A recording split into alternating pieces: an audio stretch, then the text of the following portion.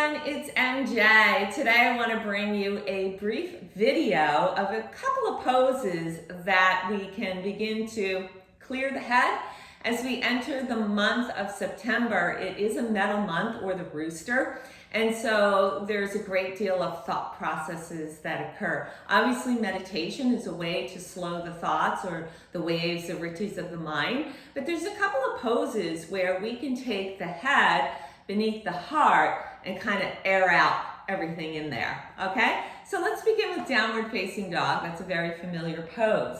So one of the things I want you to think about when you come in your downward dog is to really ground out the hastas, your hands, and the padas, your feet. So as we take the handprint forward here, spread the fingers wide. There's a connection through the base of the knuckles, the metacarpals there. So you really want to feel them grounding into Pachamama, Mother Earth. And you can slightly squeeze the index and thumb towards one another too. That will also help stabilize the hastas. As you tuck away the toes and elevate the hips, they become buoyant and the thigh bones move back here.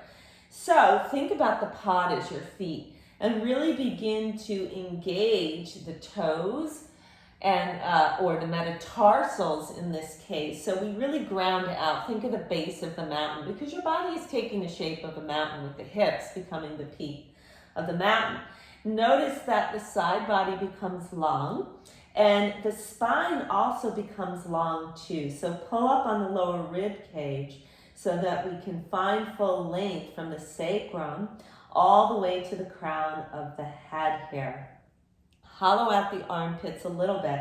Now your gaze is floating up towards the hada or the belly or the tip of your nose, Nisargadatta Drishti. You want to pull up on the kneecaps so you engage the quadriceps or the earth channel of the stomach meridian.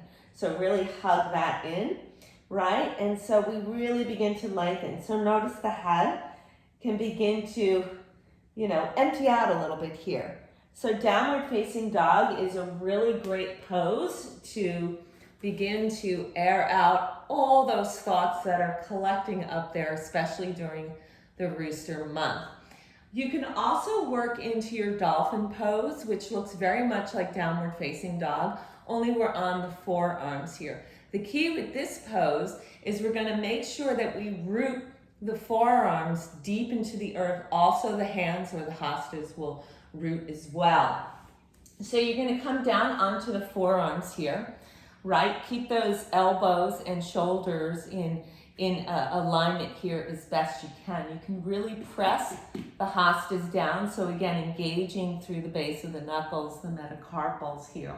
As you tuck out the toes, just like in your downward facing dog, you're going to lift up here. So as you lift up, thigh bones move back, tailbone is moving away from the pelvic here. Hug the belly in, pull the lower rib cage up. And you really want to press through the forearms here and externally rotate through those forearms. Good.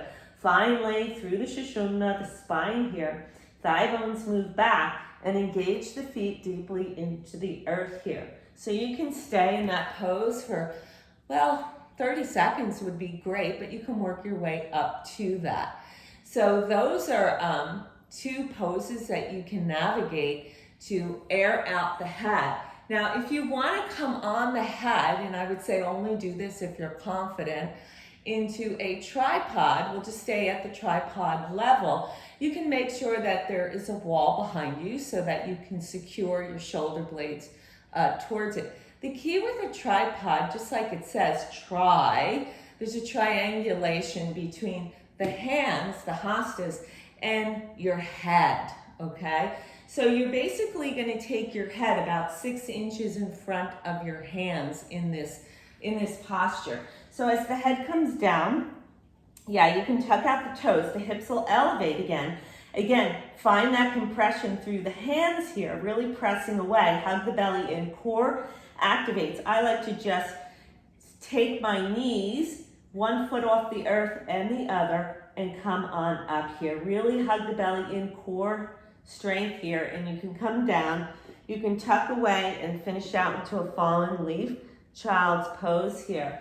So that pose you can come into if you're confident with that. And again, you can stay for a couple of breaths, that's fine. But you really want to work the earth there, so really engage and use that core. Fire up Manipura chakra, yeah? All right, so let's begin this Rooster month by clearing out the head. Namaste.